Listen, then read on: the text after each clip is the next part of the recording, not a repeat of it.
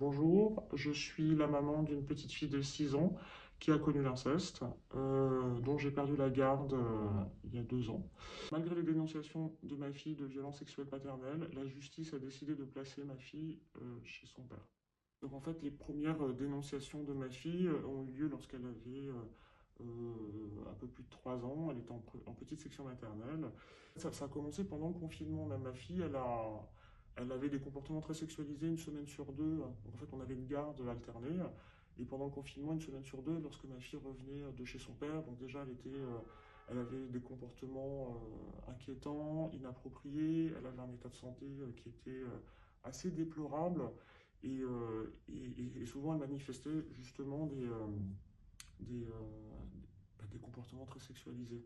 Et c'est en septembre de la rentrée 2020, lorsqu'elle est rentrée en petite section maternelle, qu'elle a commencé à verbaliser des jeux sexualisés dont le père participe.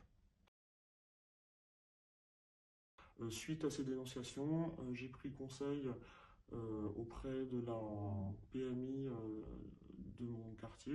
Je me suis entretenu avec le médecin de secteur et la puéricultrice de la PMI qui ont pris très au sérieux les dires de ma fille. Et c'est la première fois que j'ai entendu le mot inceste. Alors évidemment, j'étais sous le choc parce que ces situations-là, enfin ce mot-là, lorsqu'on n'a jamais été confronté à ces violences-là, ben, on ne sait même pas ce que ça veut dire en fait. C'est complètement. Les médecins m'ont félicité d'avoir fait mon travail de parent protecteur. Moi à ce moment-là, je crois que je comprenais même pas ce qu'elle me disait parce que j'étais complètement sidéré, j'étais sous le choc, je pleurais beaucoup. Et à la fin de plusieurs heures d'entretien, elles m'ont demandé qu'est-ce que j'allais faire avec mon enfant, à qui je devais remettre la garde au père. J'étais moi complètement sous choc, donc que j'avais peur pour ma fille, que j'allais m'enfuir avec mon enfant. Et donc là, à ce moment-là, les médecins me rassurent en me disant, mais non madame, les femmes qui fuient sont les femmes qui vivent avec un conjoint violent sous le même domicile. Et elles m'ont dit, ben vous vivez seul avec votre enfant, vous n'avez qu'à garder votre enfant chez vous. Vous allez au commissariat de votre quartier pour faire une main courante pour expliquer que vous n'allez pas remettre votre enfant à son père, ce qui vous protégera du délit de non-représentation d'enfant. Et alors c'est là aussi la première fois de ma vie que j'entends le mot non-représentation d'enfant. Donc en fait dans le même entretien, je découvre le mot inceste et le mot non-représentation d'enfant. En fait, c'est là où ma situation bascule, puisque sur les conseils des médecins, je me rends au commissariat de mon quartier, là où j'ai été extrêmement bien pris en charge par la psychologue du commissariat, par la brigade de la famille et par plusieurs officiers qui prennent ma plainte. Enfin, c'est même pas une plainte d'ailleurs, c'est une main courante, puisqu'ils sont pas, ils me disent qu'ils n'ont pas la possibilité de porter plainte, puisque le recueil de la parole de l'enfant doit se faire auprès de la brigade des mineurs. Ils ont bien pris en charge ma fille pendant que moi je puisse faire ma déposition de main courante.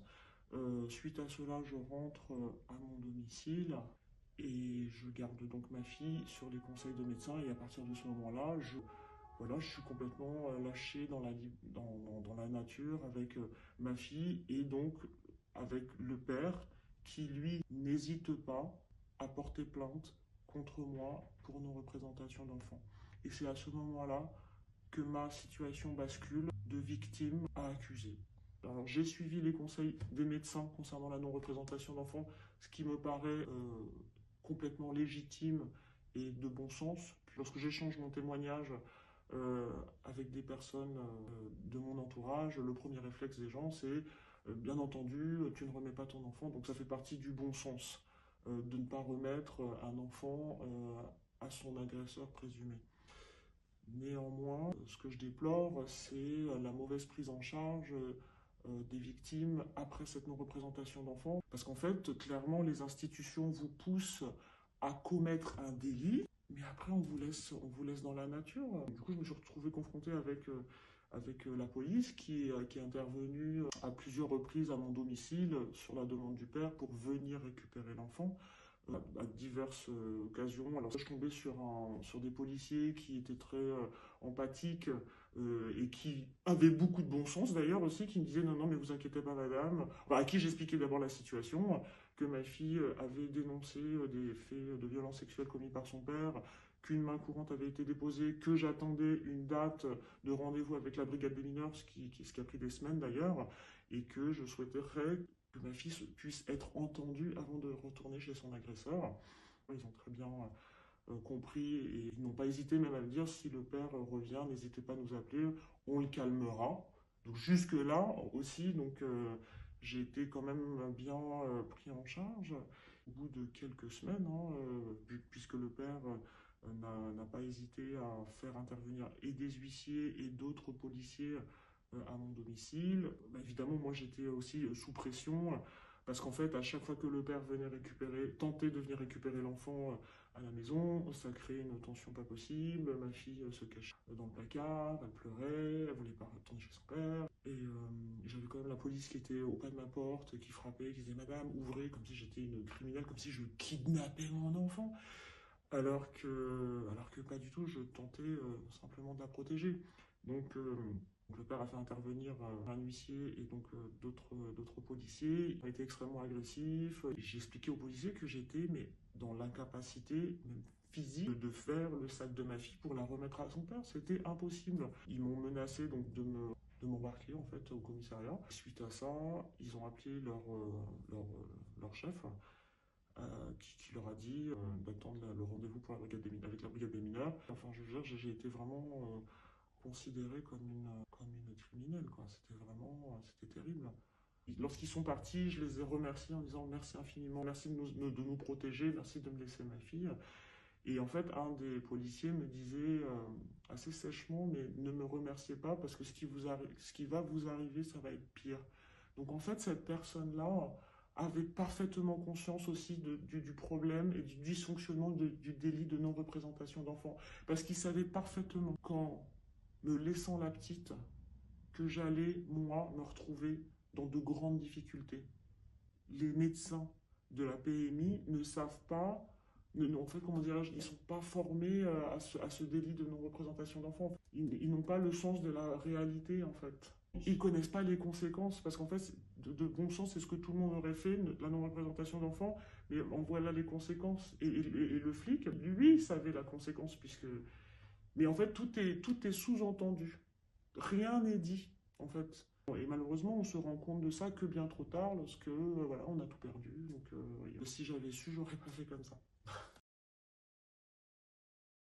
Avec la brigade des mineurs, alors déjà, je trouve que la prise en charge en elle-même, elle est assez déplorable. Donc autant la prise en charge dans le commissariat de quartier a été pour le moins super, enfin, même si c'est pas le mot qui est forcément approprié, mais quand je compare après avec l'accueil qu'on a eu à la brigade des mineurs, donc voilà. Déjà d'une part, pour obtenir un rendez-vous à la brigade des mineurs, il faut attendre jusqu'à plusieurs semaines. Enfin, c'est inadmissible. Je veux dire, quand on est dans une situation de violence, on ne peut pas attendre un jour de plus et attendre plusieurs semaines dans une situation de non-représentation d'enfants ne fait que enfoncer la mer. Autre point dysfonctionnel, voilà, la prise en charge auprès de la brigade des mineurs, elle a été déplorable. Donc déjà, on n'a fait que sous-entendre que je ne m'inquiétais pour rien.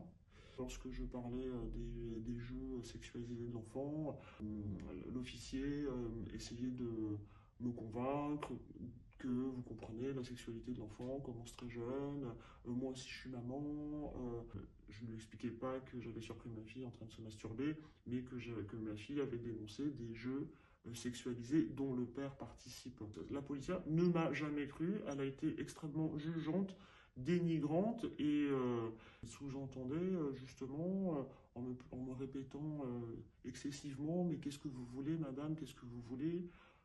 Et moi je comprenais pas la question, je disais ben, en fait je ne comprends pas, qu'est-ce que je peux pas répondre à votre question? Et elle me dit mais vous voulez quoi? Vous voulez la garde? Et en fait là c'est la première fois aussi que j'entends parler de récupérer la garde dans un contexte pareil. Je dis ben non, en fait moi j'en sais rien, ce que je veux juste c'est protéger ma fille. J'ai compris que bien après que ce contexte de conflit parental servait aux agresseurs pour enfumer justement les situations d'inceste. Dans toutes mes démarches juridiques, en fait, j'ai passé plus de temps et plus d'énergie à devoir me justifier d'être une bonne mère, du conflit parental, que finalement que la situation de maltraitance et de violence sur ma fille. Je n'ai fait que me justifier du conflit parental créé et orchestré par le père et ses avocats. Voilà, donc j'étais déjà mise dans le rôle de la mère qui instrumentalise l'enfant pour empêcher le lien entre ma petite fille et son père, pour agir en toute puissance, pour instrumentaliser la parole de l'enfant, pour la syndrome d'aliénation parentale. Ma fille a été aussi auditionnée par ce même officier de police qui avait déjà plein de préjugés au sujet de la situation. À l'issue de cette audition, la dame est sortie de là en disant votre fille va très bien, elle aime beaucoup son papa.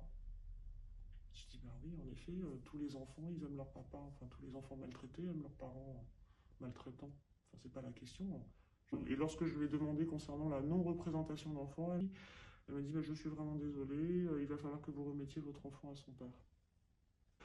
J'ai une chance inouïe dans mes galères, c'est d'avoir été cru, d'avoir été accompagné aussi, entouré.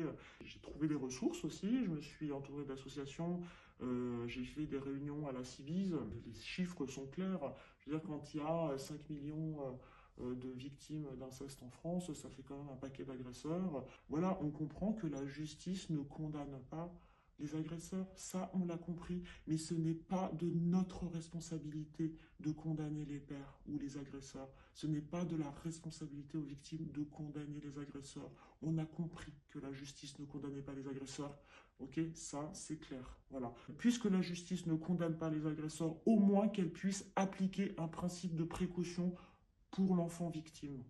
Voilà, le temps de l'enquête pénale, puisqu'on sait parfaitement que l'enquête pénale prend des années. Voilà, au moins que pendant ce temps-là, que l'enfant puisse être extrait du danger.